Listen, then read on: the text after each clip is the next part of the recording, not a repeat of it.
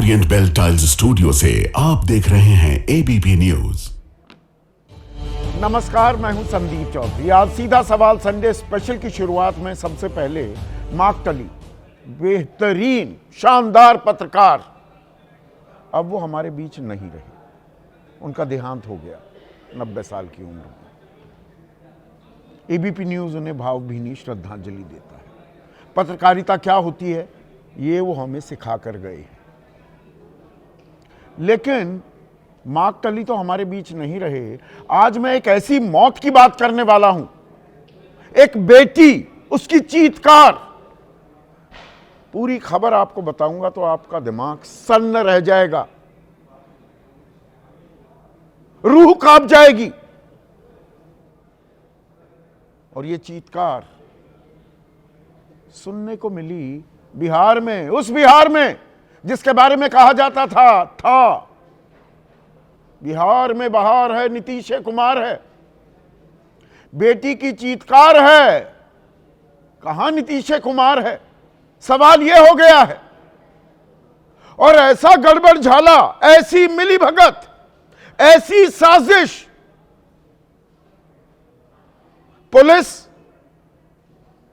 उस हॉस्टल जहां पर ये बेटी रह रही थी, नीट की तैयारी कर रही थी, डॉक्टर बनने का एक सपना था, ख्वाब था, और जिस देश में नारा बुलंद किया गया हो, आज से लगभग 11 साल पहले हरियाणा के पानीपत में यह नारा बुलंद किया गया था, बेटी बचाओ बेटी पढ़ाओ।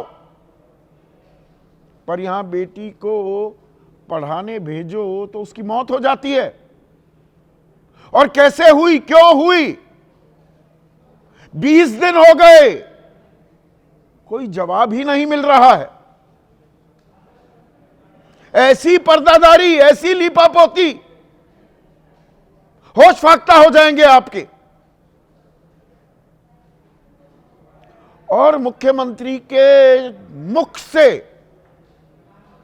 सहानुभूति के, सांत्वना के, श्रद्धांजलि के एक शब्द नहीं फूटा है, एक शब्द। नेशनल मीडिया भी खामोश है, जैसे अंकिता भंडारी मामले में रहा, जैसे उन्नाव रेप कांड में रहा। यहां भी एक अजीब सी चुप्पी है, अजीबोगरीब चुप्पी है। सवाल नहीं पूछे जा रहे हैं। एक आरोपी गिरफ्तार है, सिर्फ एक आरोपी, और सवालों की फेहरिस्त इतनी लंबी है जिन सवालों के जवाब मिलकर नहीं दे रहे।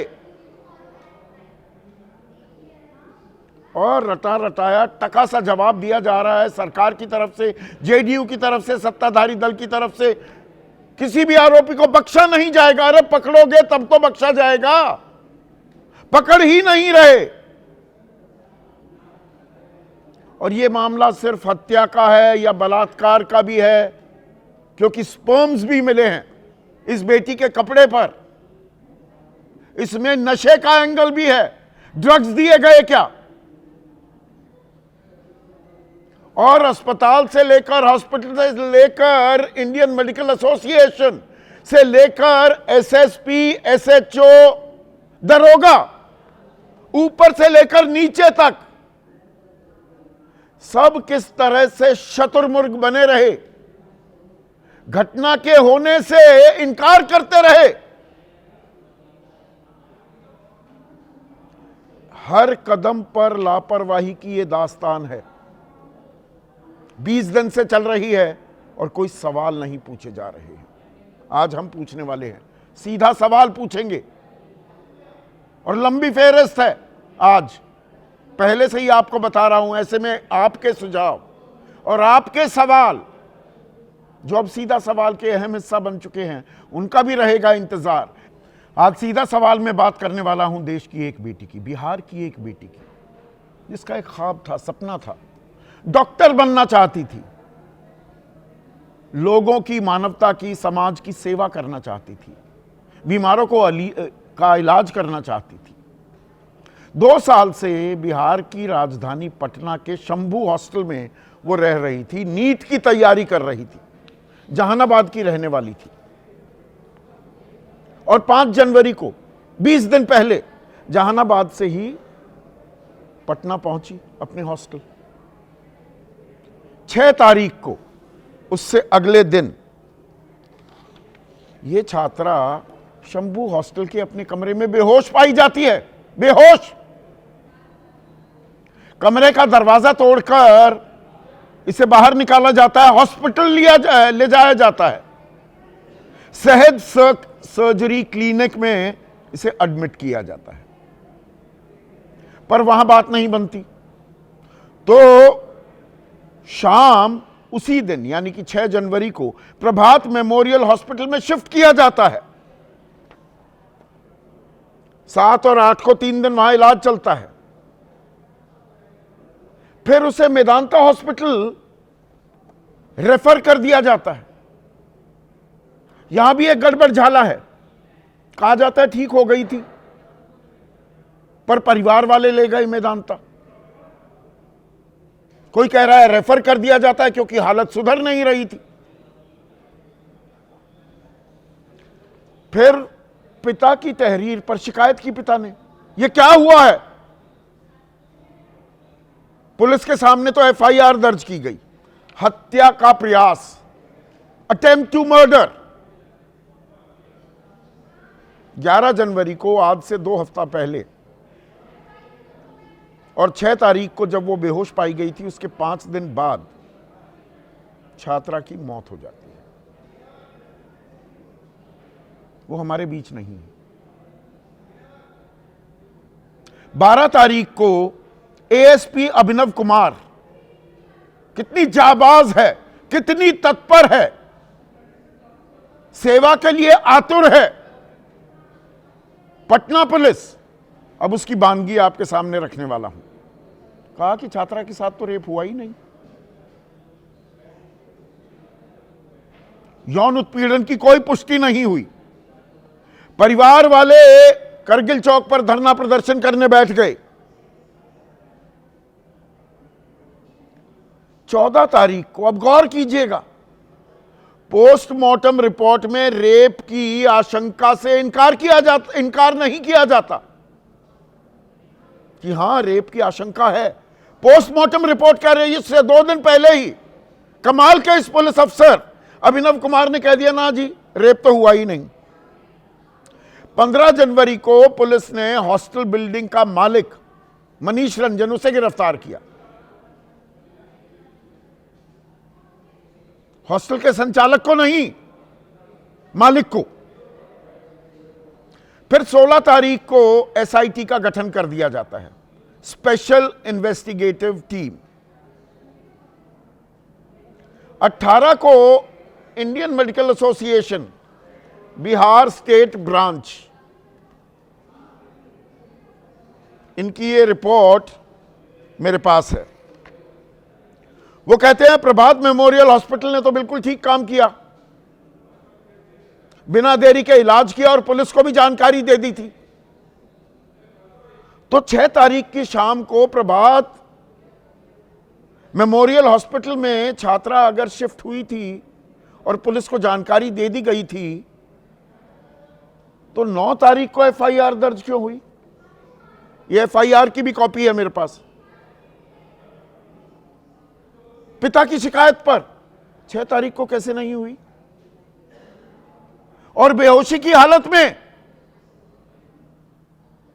और आगे पोस्टमार्टम रिपोर्ट में क्या क्या सामने आया वो तो बताने वाला हूं। आप सही में सर खुजलाने लगेंगे, ऐसा भी होता है। 19 तारीख को आईएमए की तथाकथित क्लीन चिट के बाद एसआईटी ने 3 संदिग्ध लोगों को हिरासत में लिया। 23 जनवरी को 2 दिन पहले मकान मालिक मनीष रंजन की जमानत याचिका खारिज हो गई और एसआईटी ने जांच में सामने आए तथ्यों की जानकारी सूबे के सबसे बड़े पुलिस अधिकारी डीजीपी को दे दी। और कल 24 जनवरी को पटना एम्स के फोरेंसिक विभाग के डिपार्टमेंट हेड एचओडी का बड़ा बयान आया, डॉक्टर विनय कुमार का। वो कह रहे हैं एसआईटी ने तो आधे अधूरे दस्तावेज हमारे सामने उपलब्ध कराए हैं। एसआईटी ही आधे अधूरे दस्तावेज दे रही है। पर दो छोटे पुलिस अधिकारी, थाना अध्यक्ष और महिला एसआई, यानी कि कदम कुआं इंचार्ज, कदम कुआं के पुलिस थाना इंचार्ज हेमंत झा और रोशनी कुमारी निलंबित किए गए। और आज एफएसएल की रिपोर्ट में क्या सामने आ रहा है? छात्रा के कपड़ों पर मेल स्पर्म मिले हैं। अब स्पर्म की डीएनए प्रोफाइलिंग की तैयारी हो रही है और गिरफ्तार आरोपी से इसका मिलान किया जाएगा। स्पर्म मिलना मतलब दुष्कर्म करने की कोशिश, फोर्सफुल पेनिट्रेशन। पोस्टमार्टम रिपोर्ट क्या कहती है? गर्दन और कंधे के आसपास नाखून के गहरे घाव, छाती और कंधे के निचले हिस्से में खरोच के कई निशान, पीठ पर नीले निशान, प्राइवेट पार्ट पर चोट के निशान, काफी ब्लीडिंग हुई, फोर्सफुल पेनिट्रेशन से चोट लगी। छात्रा बेहोश नहीं थी, खुद को बचाने की कोशिश की। वारदात में एक से ज्यादा लोग शामिल हो सकते हैं। घटना से पहले छात्रा को नशीला पदार्थ देने की आशंका।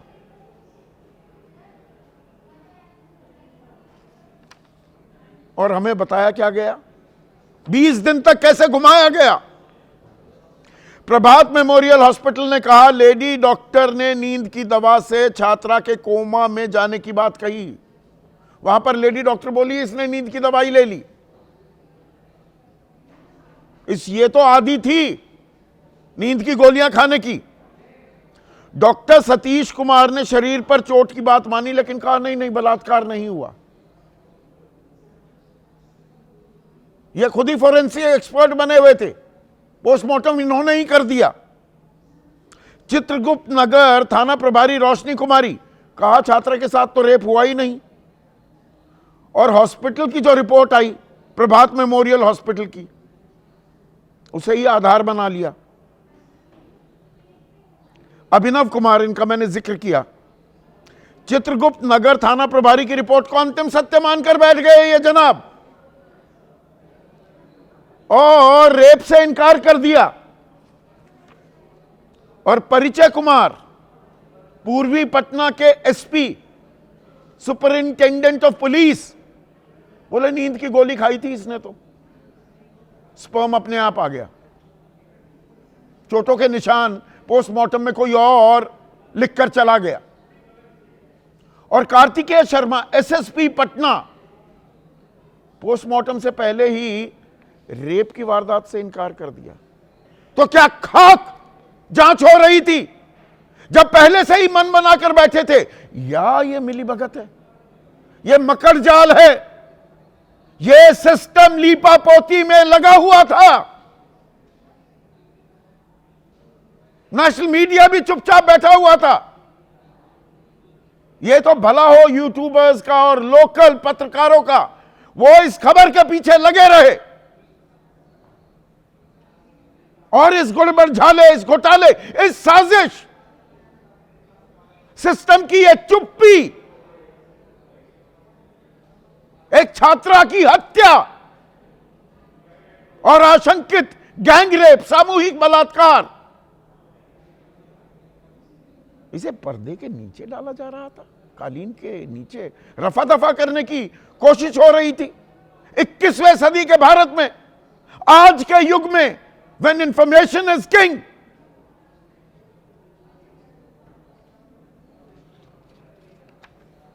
ड्रग्स जांच की जी, नहीं नशीले पदार्थ लेती थी। कई बार ड्रग अब्यूज के लिए एक ही लैब से बार बार जांच कराई गई। घर वाले सर पटकते घूम रहे हैं, कह रहे हैं सुप्रीम कोर्ट या हाई कोर्ट के जज से जांच कराएं। ये एसआईटी तो जांच को भटकाने की कोशिश कर रही है। क्यों कर रही है? अब सवाल यहां पर आता है। अब मैं 10 सवाल, आज मैंने आपको पहले से ही आगाह किया था कि सवालों की फेहरिस्त थोड़ी लंबी होने वाली है, पर यह बहुत जरूरी है। सिस्टम की पोल खोल करना बहुत जरूरी है। वो आपकी भी बेटी हो सकती थी, मेरी भी बेटी या बहन।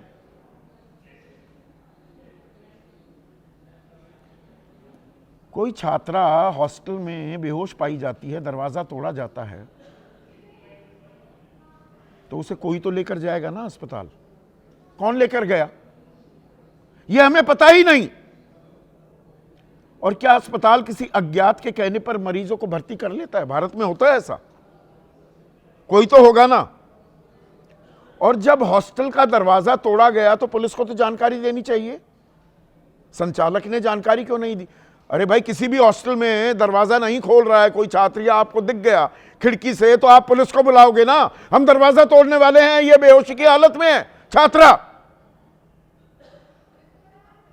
और बिल्डिंग का मालिक तो गिरफ्तार है, संचालक क्यों नहीं गिरफ्तार किया गया? 20 दिन हो गए। अस्पताल ने मरीज रिकॉर्ड में छात्रा की जानकारी किसके कहने पर भरी? और वो तो पैसे मांगते हैं ना भाई अस्पताल वाले। इतने दरिया दिल कैसे हो गए? पहले ही पैसे रखवा लेते हैं ना, इतने पैसे दो या इंश्योरेंस की डिटेल्स दो। ये रुपए किसने दिए और कितने दिए? और प्रभात मेमोरियल हॉस्पिटल के बाद मेदांता भी गई, रेफर किया गया या कोई लेकर गया ये छात्रा?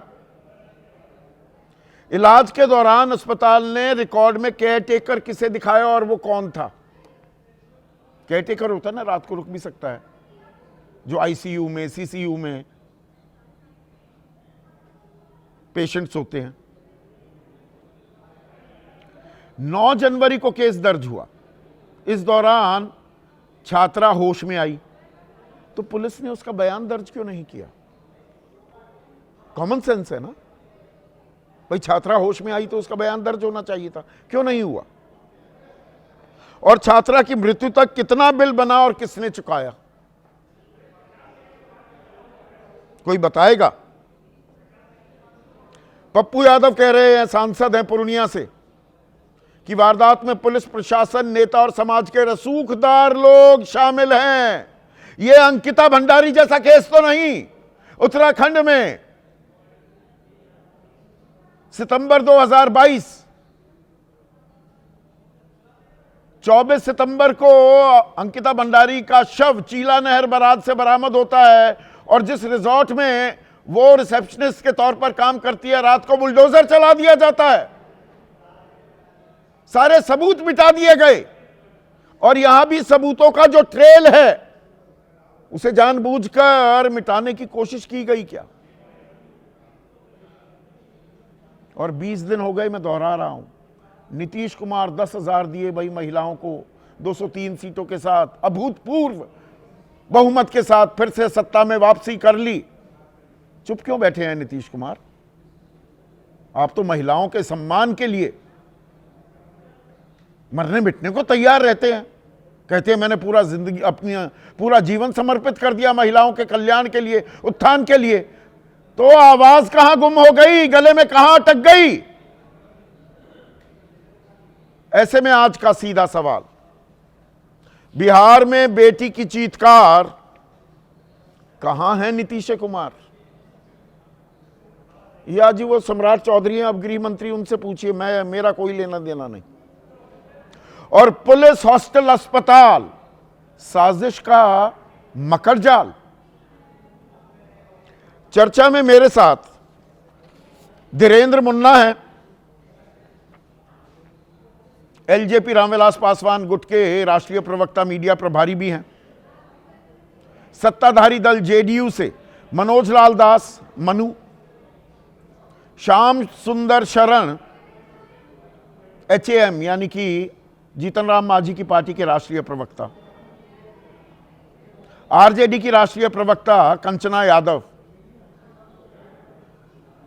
कांग्रेस के राष्ट्रीय प्रवक्ता तमिलनाडु के डीजीपी रह चुके हैं करुणा सागर, प्रोफेसर संजय कुमार जाने माने राजनीतिक विश्लेषक हैं, खुद शिक्षाविद हैं, और इनकी बेटी भी डॉक्टर है, और ये छात्रा भी डॉक्टर बनना चाह रही थी। One of the finest police officers we had in the country, Uttar Pradesh के डीजीपी रह चुके हैं विक्रम सिंह। लेकिन सबसे पहले चर्चा की शुरुआत करूंगा इस छात्रा के पिता और उनके चाचा के साथ। और हम आपका दुख समझ सकते हैं दोनों का, और मेरा कतई कोई प्रयास या ऐसी कोई मंशा नहीं है कि मैं आपके जख्मों को और कुरेदूं। पर बेटी डॉक्टर बनने चली थी और जिन संदेहास्पद हालात में मौत हुई है, और अभी बलात्कार की आशंका से भी इनकार नहीं किया जा सकता है, आपको कब पता लगा कि बेटी बेहोश है या वो अस्थिर हालत में है, अस्पताल ले जा रही है? ये जानकारी सबसे पहले आपको कब मिली, किसने दी?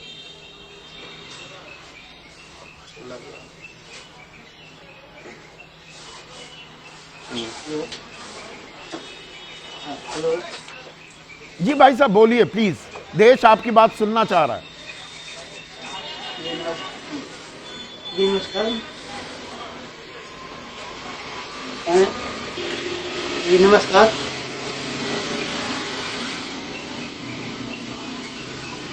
जी आप बोलिए। जी नमस्कार। जी नमस्कार। नमस्कार। जी मैं लड़के के पिता हूँ सर।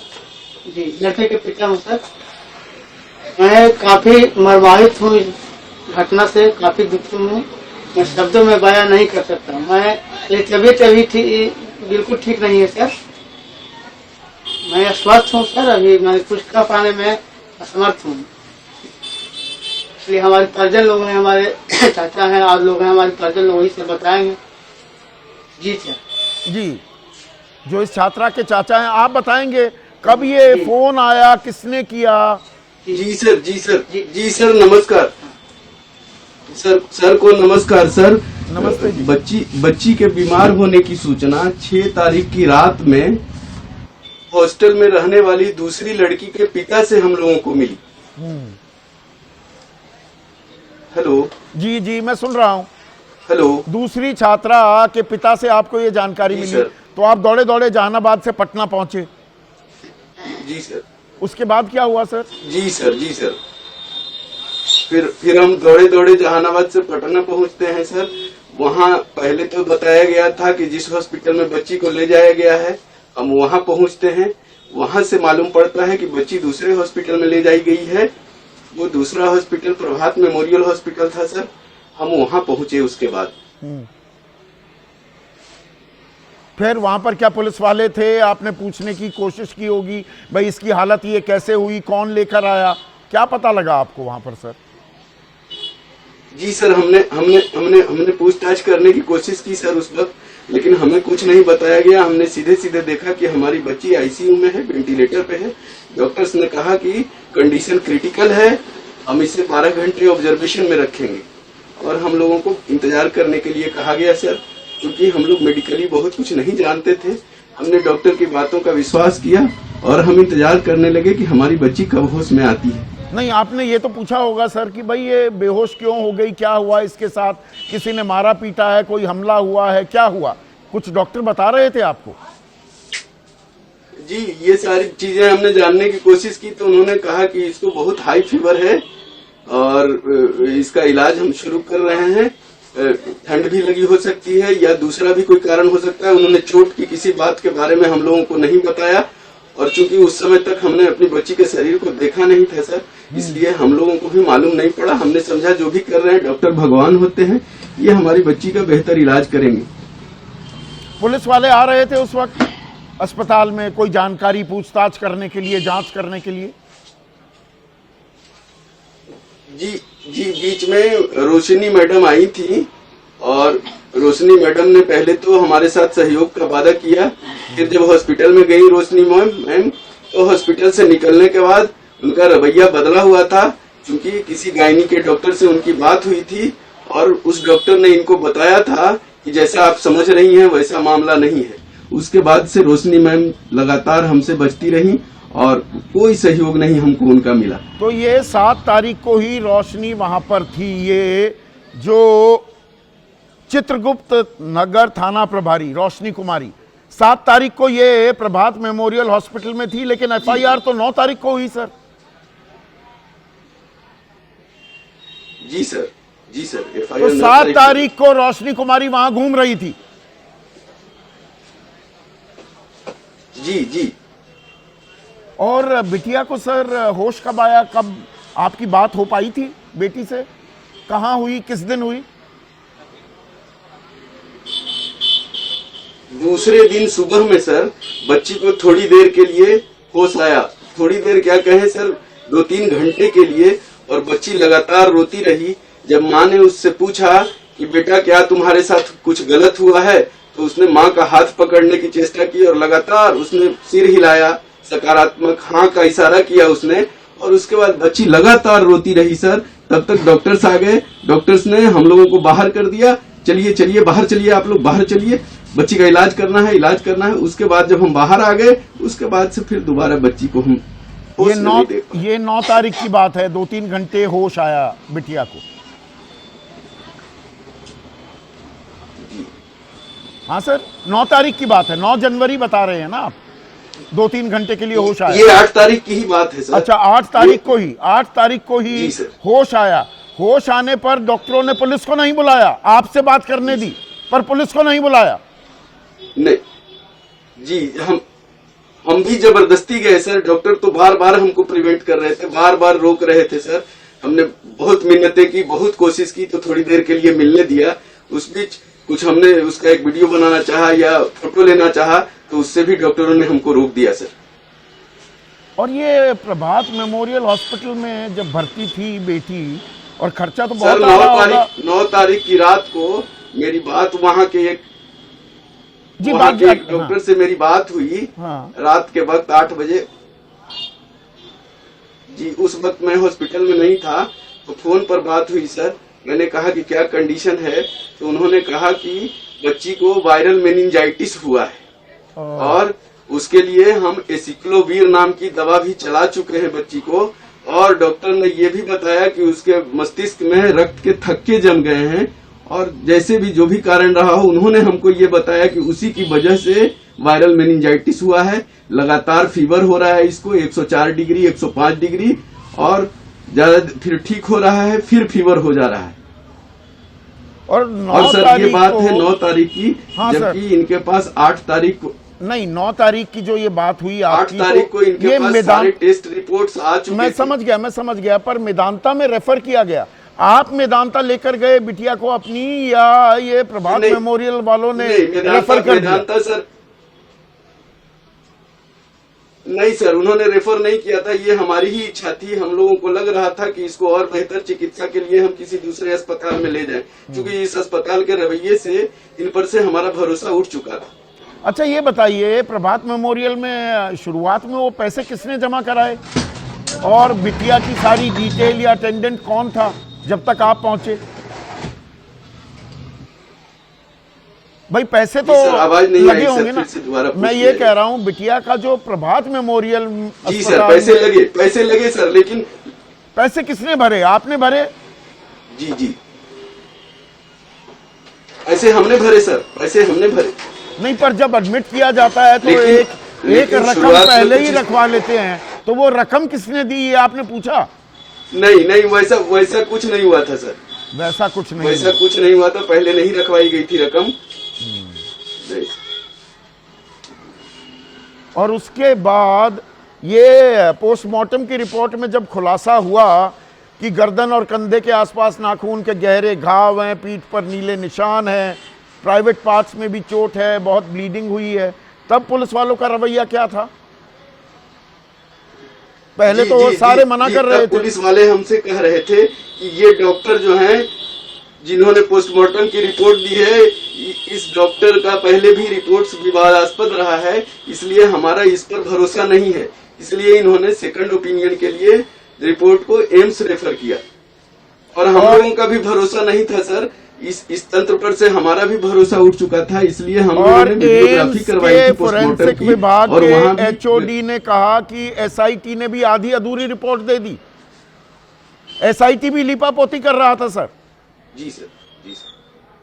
तो अभी आपको भरोसा है, मुख्यमंत्री से आपने मिलने की कोशिश की या गृह मंत्री सम्राट चौधरी से? सरकार का रुख और रवैया कैसा रहा है सर? सर अभी तक गृह मंत्री से तो हम नहीं मिल सके, लेकिन एसआईटी ने जिस तरीके से जांच की है सर, इससे साफ साफ लगता है कि मुद्दे को भटकाने की कोशिश हो रही है। जांच की दिशा उल्टी है। इनको अपराधियों को ढूंढना चाहिए था, उनको इंट्रोगेट करना चाहिए था। सर इन्होंने मनीष रंजन जी को गिरफ्तार तो कर लिया, लेकिन सर पुलिस रिमांड पर नहीं लिया, उनसे पूछताछ नहीं की, और उसके बदले ये हमारे पास पहुंच के बार बार हमारे ऊपर कहते रहे कि देखिए आपका दोष है, देखिए हमारे पास एविडेंस है, आपका दोष है। किस बात का दोष? बिटिया आपकी बेहोश हुई, चोट उसे लगी, आपकी बच्ची ने सुसाइड किया। अच्छा, ये आपका दोष? तो आप ही के ऊपर ये लगातार मान ही नहीं रहे थे। वो कह रहे थे कि जी जी जी सर। डराया धमकाया गया आपको? नहीं, डराया तो नहीं गया सर, लेकिन दबाव बनाया गया कि हम जो कह रहे हैं, थियरी जो बातें हम बता रहे हैं, उनको आप स्वीकार कर लीजिए।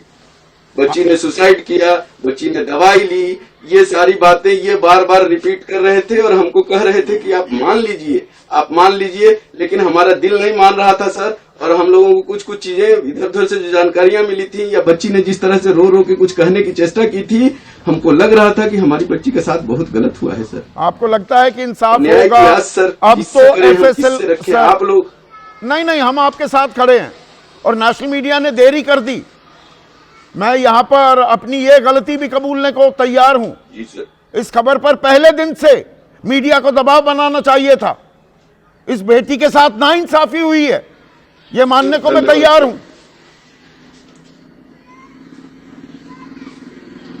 पर अभी आपको भरोसा है सिस्टम अभी भी देर आए दुरुस्त, शायद आपको इंसाफ मिलेगा। पूछ रही हैं सर, सारी बेटियां पूछ रही हैं इसके साथ क्या होगा, इसको भी इंसाफ मिलेगा कि पहले के मामलों की तरह इस मामले को भी दबा दिया जाएगा? नहीं, दबने तो हम देंगे नहीं, और सिस्टम तो चाहेगा कि दबे। और मैं आपका दुख साझा तो नहीं कर सकता हूं, पर मैं समझ जरूर सकता हूं। सर बड़ी आस है आपसे, पहले भी आपकी निर्भीकता और निष्पक्षता का मैं बहुत बड़ा प्रशंसक रहा हूं सर। नहीं, हम आपके साथ खड़े हैं और इस खबर का हम पीछा नहीं छोड़ने वाले हैं। आपने इस दुख भरे वक्त में भी थोड़ा वक्त निकाला और हमें ये बातें बताई, आपका बहुत बहुत शुक्रिया। डॉक्टर विक्रम सिंह, विश्वास हो रहा है ये उस देश में है जहां पर हम कहते हैं बेटी बचाओ बेटी पढ़ाओ? संदीप जी, ये बिल्कुल खोखले वादे हैं, और ये जो वक्तव्य अब तक पिता का और चाचा का मैंने सुना और जो चूक सुनी, मुझे तो कम से कम 40 मिनट लगेगा अगर एक एक चूक के बारे में वर्णन करूं। सबकी अंतरात्मा को इसने झकझोर दिया गया होगा, और लानत है ऐसे चरमराए हुए सिस्टम के ऊपर। बातें 9 लाख की समझिए, बेटी पढ़ाओ बेटी बचाओ, क्या इसी दिन के लिए बच्चों को नीट पास करा करके हमने डॉक्टरी के लिए भेजा था? और चरणबद्ध तरीके से मैं आपको सिलसिलेवार जो त्रुटियां हुई है वो मैं बताता हूं। दरवाजा तोड़ा, किससे पूछ के तोड़ा आपने? हर जगह जो है आपको डेडिकेटेड कंट्रोल रूम की पुलिस लाइन में है, 112 है, आप फोन न करके आपने तोड़ा, आपका क्रिमिनल एक्ट नंबर 1। अस्पताल में जाकर के आपने दाखिल किया, माता पिता को सूचित नहीं किया, कृत्य नंबर 2। पुलिस कर्मियों द्वारा प्रॉम्प्ट एफआईआर सही धाराओं में न करना और यह दिखाना कि यह बिल्कुल अटेम्प्ट टू कमिट मर्डर है, वो केवल चूक नंबर 4। इसके बाद आप आ जाइए, जो proper Nirbhaya guideline supreme court की है उसका पूरा अनदेखा करके तार तार कर देना, चूक नंबर 5। चूक नंबर 6 इस पे हम आ जाते हैं, डाइंग डिक्लेरेशन न लेना जबकि बच्ची होश में आ गई थी। चाचा ने स्पष्ट कहा था कि बच्ची 3 घंटे में होश में आई थी। आपने जो गैस क्रोमेटोग्राफी होती है उसका मूल्यांकन न करके आपने इन्वेस्टिगेशन की दिशा को तोड़ मरोड़ करके खंडित करने की कोशिश की। चूक नंबर 7, आपने जो ये कहा कि डॉक्टर जो है उसकी आम ख्याति अच्छी नहीं है, हम उसकी पोस्टमार्टम को नहीं मानते हैं, चूक नंबर 8। और जो एसपी साहब ने और बाकी पुलिस अधिकारियों ने शर्मनाक आपराधिक, इसको मैं नहीं कहता हूं लापरवाही, मैं इसको पाशविक कृत्य कहता हूं। ये क्रिमिनल नेग्लिजेंस नहीं है, ये ब्रूटल एक एक्ट है, इंसानियत को और वर्दी को शर्मसार करने वाला।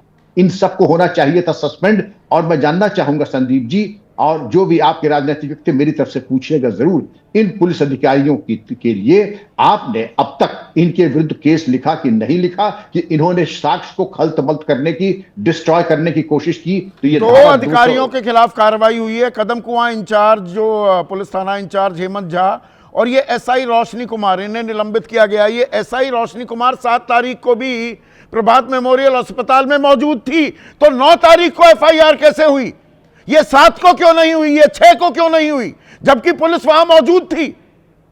संदीप जी, मेरा निचोड़ी है, किसी बहुत ही रसूखदार आदमी को ये लोग बचा रहे हैं और हॉस्पिटल के सुपरिंटेंडेंट को गिरफ्तार न करना और पुलिस कर्मियों के खिलाफ अपराध पंजीकृत न करना, ये साफ और ये दिखाता सिर्फ है एसआई एक दरोगा की बात नहीं है सर, यहां पर अभिनव कुमार एएसपी पटना सदर, परिचय कुमार एसपी पूर्वी पटना और कार्तिकेय शर्मा एसएसपी पटना, वो कह रहे हैं पोस्टमार्टम से पहले उन्होंने रेप की बात से इनकार कर दिया। ये सब पहले से ही शेरलॉक होम्स बने हुए थे कि नहीं, रेप तो हुआ ही नहीं। संदीप जी, रटा रटाया डायलॉग एक निश्चित लाइन पे चल रहे हैं कि इनकी मजबूरी क्या थी कि रेप नहीं हुआ, ये कहने की जरूरत क्या थी? इतना अनप्रोफेशनल, पाशविक, इनह्यूमन, अनप्रोफेशनल कॉन्डक्ट तो मैंने कम देखा है अपनी जिंदगी में, और मैं कह रहा हूं कि बहुत ही गैर जिम्मेदाराना है जिन अधिकारियों का आपने नाम जबकि लिया। पोस्टमार्टम रिपोर्ट में सर प्राइवेट पार्ट्स पर चोट के निशान, काफी ब्लीडिंग हुई, फोर्सफुल पेनिट्रेशन से चोट लगी, इसका इंतजार क्यों नहीं किया पटना पुलिस ने? इंक्वेस्ट तो होता ही है, जो पंचायतनामा होता है उसमें इसी सब चीजें देखी जाती हैं बारीकी से, अगर आपने किया होता। लेकिन अगर आपका अभिप्राय, आपकी प्राथमिकता केस को खत्म करना है, तो वो आपके सारे साक्ष्य हैं कि आपने केस को खत्म करने में कोई कोर कसर नहीं छोड़ती। नहीं, ये पूरा एक गड़बड़ झाला है, ये तो पूरी सांठगांठ है ना सर। पूरी इसमें हॉस्टल भी मिला हुआ है, इसमें हॉस्पिटल भी और पुलिस भी, सब कदम ताल कर रहे हैं। सब ये क्यूमुलेटिव कॉन्स्पिरेसी है, क्यूमुलेटिव कॉन्स्पिरेसी, सब इस षड्यंत्र में शामिल है। अस्पताल से शुरू कीजिए, हॉस्टल से शुरू कीजिए, अस्पताल, पुलिस पूरी तरीके से शामिल है और सब इसको तथ्य को सामने आने से चट्टान की तरह खड़े होकर के। और इस छात्रा के चाचा ने क्या बताया सर कि ठीक है, डराया धमकाया नहीं, दबाव बना रहे थे। अरे तो दबाव क्या, मैं उनसे, उनके मुख से ये बात नहीं कहलवाना चाहता था, पर मैं जो समझ पाया कि पुलिस वाले कह, अरे तुम्हारी लड़की तो ड्रग एडिक्ट है, ये तो नशाखोर है, इसने आत्महत्या कर ली, शर्म आनी चाहिए तुम्हें, तुम इस पर हत्या का आरोप लगा रहे हो, ये कोई हत्या नहीं, इसने तो खुद अपनी जान दे दी। यही हुआ होगा ना सर? पुलिस वालों को, इन पुलिस वालों को शर्म आनी चाहिए, डूब के मर जाने चाहिए चुल्लू भर पानी में, इस तरीके की असंवेदनशील बातें करके, और मृतक के परिवार से और पीड़िता के परिवार से ऐसी लापरवाही की और ऐसी असंवेदनशील इनह्यूमन बातें करने के लिए मैं चाहूंगा कि इनके ऊपर न तो सिर्फ इनको सस्पेंशन नहीं, डिसमिसल पहले होना चाहिए और केस और रजिस्टर होना चाहिए इनके। एसआईटी ही गड़बड़ जाला कर रही है, ये आपने कभी सुना? आधी अधूरी रिपोर्ट दी है एसआईटी ने, ये मैं नहीं कह रहा हूं, एम्स के फोरेंसिक विभाग के एचओडी कह रहे हैं। एसआईटी पर्दादारी कर रही है, ये एक और कमाल हो रहा है बिहार में। ये श्रृंखलाबद्ध तरीके से षड्यंत्र है किसी रसूखदार को बचाने के लिए, जो इसका सूत्रधार है उसको बचाने के लिए ये कुचक्र चला जा रहा है। ये वही अंकिता भंडारी वाला मामला हो रहा है ना सर, कि अंकिता भंडारी का बराज में वो शव मिलता है और उसी रात रिजॉर्ट को उड़ा दिया जाता है, ध्वस्त कर दिया जाता है, ना रहेगा बांस ना बजेगी बांसुरी, सबूत ही नष्ट कर दो। इन्वेस्टिगेशन, वहां पर आपने रिसोर्ट को उड़ा दिया, यहां पर साक्ष्य को उड़ा दिया और इन्वेस्टिगेशन को डिरेल करने के लिए और बिल्कुल पटरी उतारने के लिए सारे ताकत आजमा दी आपने। लेकिन आपने जो आज प्रयास किया संदीप जी, साधुवाद आपको, और क्योंकि आपने जो आज कह दिया है, शायद इनके ऊपर अब मुझे लगता है कि तलवार लटकेगी, और जिन्होंने ये पाप किया, मैं कहता हूं कोई इनडिसिप्लिन नहीं, जो पाप किया है, इनकी अंतरात्मा इनको सोने नहीं देगी ताजिंदगी, ये मेरा श्राप इन लोगों को। मनोज लाल दास मनु, नीतीश कुमार कहां हैं? 20 दिन हो गए, इस मामले पर एक भी शब्द नहीं बोला। नमस्कार संदीप जी, सभी लोगों को। देखिए, नीतीश कुमार जी बोलते नहीं है, नीतीश कुमार जी करते हैं, और वो अपनी कार्रवाई कर रहे हैं। जब भी उनके पास ये जानकारी आए, तुरंत उन्होंने डीजीपी को निर्देश दिया, डीजीपी ने जो कार्रवाई कर रहे हैं। ये एसआईटी बनी 16 जनवरी को, एसआईटी आधी अधूरी रिपोर्ट दे रही है। पुलिस वाले रेप की बात मानने को तैयार नहीं है। पीड़िता इस छात्रा के परिवार वालों पर दबाव डाल रहे हैं। नहीं, देखिए आप संदीप जी 2 मिनट आप मेरी बात सुन लीजिए। मैं आपको कह रहा हूं कि ये घटना दुखदाई ही नहीं, अत्यंत दुखदाई है और ऐसी घटना नहीं होनी चाहिए। और ऐसी घटना में अभी विक्रम जी ने जो कहा कि जो लोग भी हैं, चाहे वो हमारे भगवान के रूप में चिकित्सक हों या हमारी रक्षा करने वाली पुलिस हो या शिक्षा को, नीतीश कुमार ने कोई बयान क्यों नहीं दिया? मेरा सीधा सवाल है। नहीं, बयान देने की क्या जरूरत है? बयान देने की जरूरत नहीं, कोई संवेदना जाहिर करने की जरूरत नहीं, मुख्यमंत्री को सामने आकर यह कहने की जरूरत नहीं कि आरोपियों को बख्शा नहीं जाएगा। किस बात के चुप बैठे हुए हैं? किस बात के मुख्यमंत्री है नीतीश कुमार? नहीं, देखिए संदीप जी, हमारे कई मंत्री उनके आवास पर गए, उनके परिवार वालों को ढांढस भी दिया है। ढांढस दिया है, आपने देखा भी, उनकी हालत देखी है। पुलिस उन्हें दबाव बना रही है। बेटी तुम्हारी नशेड़ी थी, बेटी ने आत्महत्या कर ली, आईएमए यहाँ पर रिपोर्ट दे रहा है, तो उसी को तो सामने हॉस्पिटल को क्लीन चिट दे देता है। बातों को नहीं, देखिए आप हॉस्पिटल डॉक्टर है, डॉक्टर ने जो कहा और इनके लोगों ने कहा कि हमें पीएमसीएच के पोस्टमार्टम पर भरोसा नहीं है, उनके अभिभावक ने कहा। और रेप तो हुआ ही नहीं। मुख्यमंत्री अब स्पर्म कैसे मिल गया इस छात्रा के कपड़ों पर? कैसे मिल गया? पोस्टमार्टम रिपोर्ट कैसे कह रही है फोर्सफुल पेनिट्रेशन हुआ? एक नहीं, उससे ज्यादा लोग थे। प्राइवेट पार्ट्स में ब्लीडिंग हो रही है। ये मैं मनगढ़ंत बातें बता रहा हूं आपको मनु भाई। वही तो मैं कह रहा हूं। नहीं, आप एकदम सही बता रहे हैं और आपको हम ये विश्वास दिलाते हैं कि मुख्यमंत्री जी चुप नहीं बैठते हैं, उनकी विश्वास दिलाते हैं। कार्रवाई होती है, खाक कार्रवाई हो रही है, कार्रवाई होती है। 20 दिन हो गए। आपकी बेटी होती, क्या बोलते आप? आप देखिएगा ना, आपकी बेटी होती, भगवान ना करे, तब यही बोलते आप। किसी की भी बेटी हो।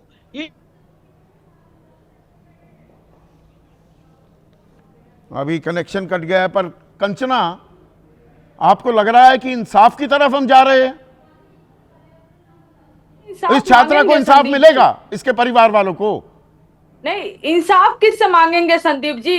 इस इंसाफ आप नीतीश जी से मांग रहे हैं ना, मुख्यमंत्री जी से मांग रहे हैं ना। यही मुख्यमंत्री है जो एक डॉक्टर का हिजाब खींचते हैं, नकाब खींचते हैं, वो भी डॉक्टर होती हैं। और यह भी एक बेटी होती है जो डॉक्टर बनने आई होती है, जिसके साथ ये दुर्घटना होती है। लेकिन यहाँ पर सिर्फ रोशनी कुमारी को सस्पेंड कर देने से, 1-2 लोगों को सस्पेंड कर देने से, जो पूरा सिस्टम ये बना हुआ है जिसको आपने गिनवाया, डॉक्टर से लेकर पुलिस से लेकर एसपी से लेकर एएसपी से लेकर एसएसपी से लेकर, सबने एक सुर में सुर मिलाया है संदीप जी। सबने वही कहा जो शुरू से लेकर किसी ने क्वेश्चन नहीं किया।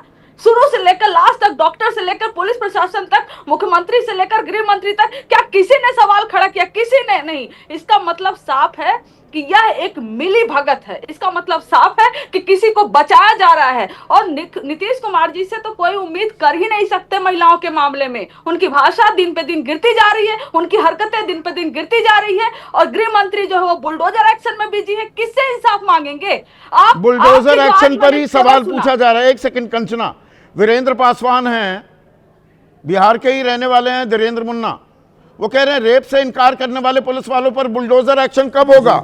ये रोशनी कुमारी या हेमंत झा को निलंबित कर दिया, ये एसएसपी कार्तिकेय शर्मा जो हैं या एएसपी जो हैं और एसपी पटना, इन पर कार्रवाई होनी चाहिए। अभिनव कुमार पर, परिचय कुमार पर होनी चाहिए कि नहीं होनी चाहिए? कार्तिकेय शर्मा पर? सबसे पहले संदीप जी, जब ये घटना घटी थी तो सरकार में रहते हुए हमारे मंत्री को वहां पे जाने का, संजय पासवान जी कैबिनेट मंत्री हैं बिहार में, उनके साथ मेरी पार्टी की कमेटी, जिसमें मैं स्वयं गया था, पीड़ित परिवार के परिजनों से मिला। हमारे नेता आदरणीय श्री चिराग पासवान जी के निर्देश पर सभी लोग वहां गए और परिवार के लोगों ने कहा कि मुझे डर लगता है कि कहीं कोई अप्रिय घटना हम लोगों के साथ न हो जाए।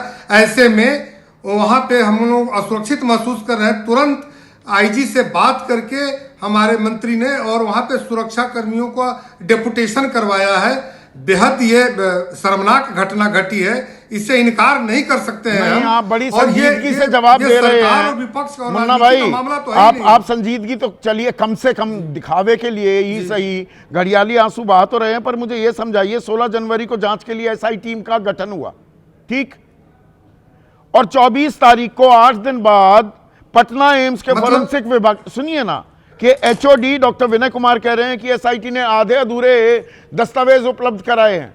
सरकार की बनाई हुई स्पेशल इन्वेस्टिगेशन टीम ही आधे अधूरे काम कर रही है। भरोसा करें तो किस पर करें?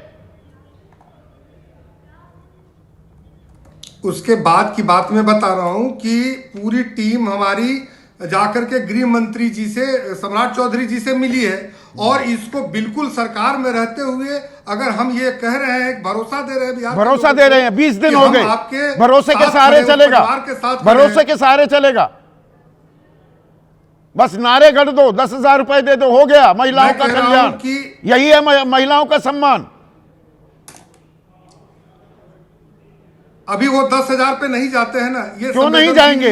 बिल्कुल जाएंगे। दूरन जहां हमारे दर्शक हैं, दिल्ली वासी हैं, वो कह रहे हैं 10-10 हजार में वोट खरीदकर सरकार बनाने वालों को बेटी की मौत या महिलाओं पर अत्याचार से क्या लेना देना? ये मेरा सवाल नहीं, दर्शक का सवाल है। ये बिल्कुल कि उनका सवाल जो भी दर्शक पूछ रहे हैं वो जायज सवाल पूछ रहे हैं। इसको किसी के सहयोग के मतलब उसका जान चली जाए, उसके साथ कोई अप्रिय घटना घट जाए, शर्मनाक घटना घट जाए, ये किसी को कौन बर्दाश्त करेगा? कौन बर्दाश्त करेगा? नहीं, पर इसमें करुणा सागर, आप तो तमिलनाडु के सर डीजीपी रह चुके हैं। ये पुलिस मतलब ऊपर से लेकर नीचे तक, एसएसपी से लेकर नीचे दरोगा तक, सब एक ही सुर में बोले जा रहे हैं, कोई पड़ताल करने को तैयार नहीं। यह होता है पुलिस मैनुअल, यह है निर्भया की गाइडलाइंस। संदीप जी, इस पूरे मामले में मेरे पास 2 एंगल है। एक पुलिस अधिकारी होने के नाते, और दूसरा ये विषय मेरे लिए बहुत ही भावुक है, क्योंकि वैसे तो हर बच्ची प्रिय होती है, नायाब होती है, खास होती है, लेकिन ये बच्ची जहानाबाद की थी, और जहानाबाद मेरी कर्म भूमि है, और जहानाबाद की हर बच्ची मेरी बच्ची की तरह है। मैं 22 तारीख को पतियामा ग्राम जो है जहाँ के ये बच्ची है, वहाँ गए। उनके परिजन बहुत ही डरे हुए थे, और उन्हें कोई न्याय, डरेंगे कैसे नहीं जब पुलिस संरक्षण देने के बजाय पुलिस दबाव बना रही है, बेटी को नशेड़ी बता रही है, कह रही है खुद आत्महत्या कर ली, जज जूरी सब कुछ पुलिस ही बनी हुई है। उसके बाद बिल्कुल, तो ये लोग चाहते थे कि डीजीपी साहब से मुलाकात उनकी हो, तो कल शाम हमने इन लोगों को डीजीपी साहब के साथ ले जाकर मुलाकात करवाई। इन लोगों ने एक रिटन कंप्लेन भी दिया है, और जो इस संदेह जो जाहिर कर रहे हैं, जो इनका अभी तक एक्सपीरियंस है, वो सब बातें नहीं, परिवार वाले चलिए दुख की घड़ी है, वो थोड़े से भावुक होकर कुछ ऐसे आरोप भी लगा सकते हो जो ना टिके, पर यहां तो एम्स पटना के फोरेंसिक विभाग के एचओडी कह रहे हैं एसआईटी आधे अधूरे दस्तावेज दे रहा है। एसआईटी ऐसे करते हुए सुना है आपने अपने करियर में? संदीप जी, इस पूरे मामले में विक्रम सिंह सर ने सारे पॉइंट्स ऑलरेडी गिना दिए, मैं दोबारा उसको नहीं गिना रहा हूं, लेकिन ये बात जाहिर है कि पुलिस की तरफ से टोटल कॉन्स्पिरेसी एक दिखती है, और जो व्यवस्था है, आज जो व्यवस्था है, जिस तरह के गृह मंत्री इस समय हैं, और जिस तरह के एक लापता मुख्यमंत्री, बिल्कुल आपने सही शब्द का इस्तेमाल किया है। इस मामले में तो पूरी तरह से लापता है। श्याम सुंदर शरण, बिहार में बहार है, बिहार में बयार है, किसकी बहार है और किसकी बयार है? बेटियों पर हो रहा अत्याचार है। नहीं, देखिए संदीप जी, कहां नीतीश कुमार है? यह सवाल नहीं पूछा जाना चाहिए। नहीं, पूछा जाना चाहिए, क्योंकि जो चीजें सामने आ रही हैं उसमें कहीं ना कहीं लापरवाही हुई है, लेकिन सरकार सजग है। आखिर जो सवाल उठ रहे हैं, एसआईटी का गठन भी सरकार ने किया, वो एसआईटी क्या कर रही है? गठन भी सरकार ने किया, और आगे और भी हमारे डीरेल कर रही है जांच को। नहीं, मैं पूरी बात कर लूं, हम लोग भी देख रहे हैं। और देखिए, जितनी भी चीजें आज आप इस पर डिबेट कर रहे हैं, लेकिन इसके पहले बहुत सारी चीजें की परत खुली है। सस्पेंशन एक प्रक्रिया है, बाकी उनके ऊपर भी कार्रवाई होगी, उनके ऊपर अपराधी की तरह कार्रवाई हो। हम लोग तो यह भी मांग करेंगे। हमारे नेता जीतन राम मांझी जी ने कहा है कि अगर जरूरत पड़ी तो इसकी सीबीआई जांच भी करवाएंगे। तो अगर जरूरत पड़ी, सबकी है, न केवल मीडिया अगर की, जरूरत बल्कि पड़ी, हम आपको तमाम लग नहीं लोगों रहा की पूरी की नजरें पूरी हैं। इस और जांच को जहां डिरेल कहीं करने कुछ की कोशिश की जा रही है, परिवार पर दबाव डाला जा रहा है, लड़की को बदनाम करने की कोशिश की जा रही है। और ऐसे सवाल हैं, सीधे सीधे सवाल हैं, इनके जवाब मिलने चाहिए। रिपोर्ट आने दीजिए। किसकी रिपोर्ट की बात कर रहे हैं? संदीप जी, रिपोर्ट तो आने दें। अभी डीजीपी को एसआईटी ने अपनी रिपोर्ट सौंपी है। डीजीपी साहब को उसका रिपोर्ट जारी करने दें, उसके बाद जो कुछ लगेगा हम अपने संजय कुमार, प्रोफेसर संजय कुमार, रिपोर्ट का इंतजार करना चाहिए, सब ठीक हो जाएगा। अब ये लोग कौन सा रिपोर्ट की अपेक्षा कर रहे हैं मुझे नहीं पता है। दो एंगल से मैं इसको बताना चाहूँगा। पहला, मेडिकल नेग्लिजेंस। अगर वो बच्ची बेहोश मिली तो जब पहले हॉस्पिटल में जाती है आईवी फ्लूइड चढ़ा दिया जाता है, और वो जो डॉक्टर साहब हैं ये कह करके कि मेरे यहाँ आईसीयू की सुविधा नहीं है, आप इनको जहाँ ले जाना है ले जाइए।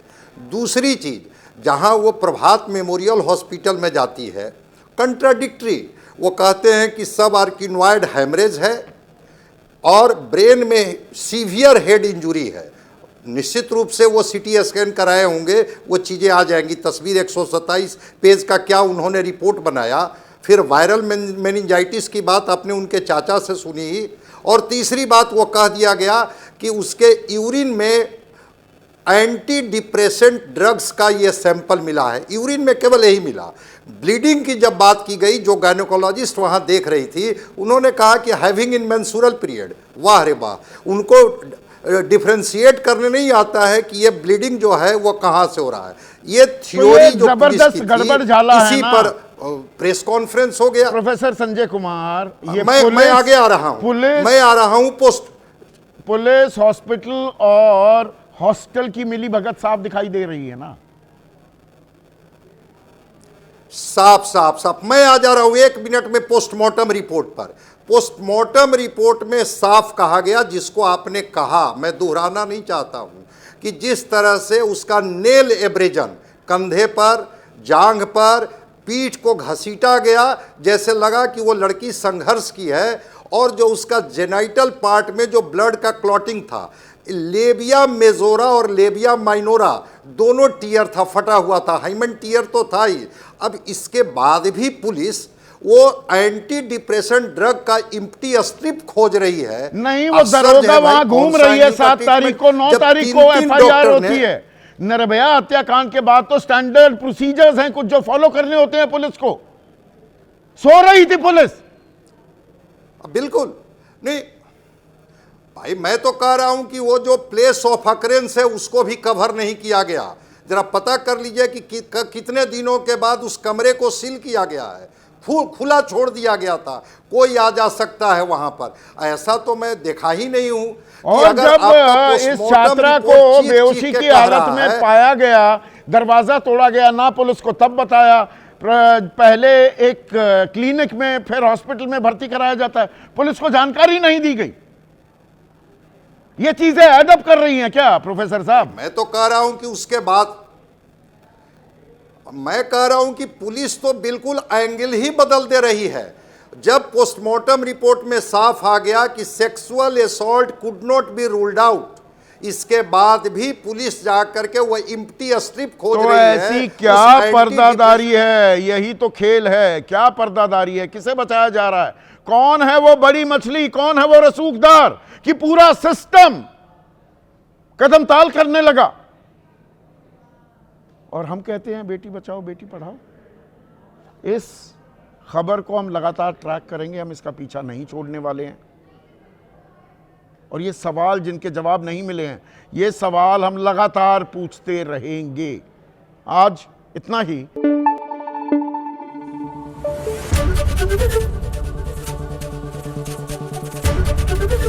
एबीपी न्यूज आपको रखे आगे।